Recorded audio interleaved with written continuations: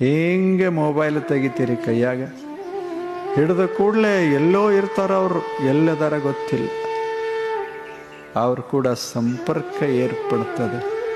ನಿಮ್ಮ ಮಾತನ್ನು ಯಥಾವತ್ತಾಗಿ ಒಂದಕ್ಷರ ಬದಲು ಮಾಡದಂಗೆ ನಿಮ್ಮ ಧ್ವನಿ ಹೇಗದ ಹಾಗೆ ಒಯ್ತಾವಲ್ಲ, ಅವ ಇಲೆಕ್ಟ್ರಾನ್ಸ್, ಸುಮ್ಮನೆ ಒಂದಿಷ್ಟು ಕಣಗಳು.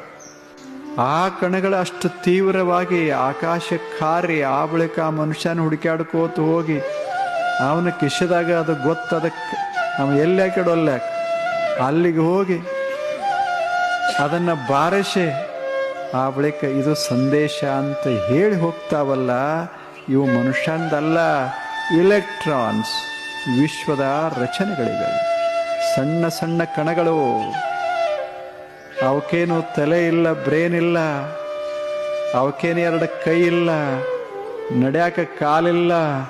ಆದರೆ ಒಂದು ಸೆಕೆಂದಿಗೆ 3 ಲಕ್ಷ ಕಿಲೋಮೀಟರ್ ವೇಗದಲ್ಲಿ ಹೋಗ್ತಾ ಇರ್ತಾವ. ಇಷ್ಟು ಇದು ಅದ್ಭುತ ಅಲ್ಲೇನು?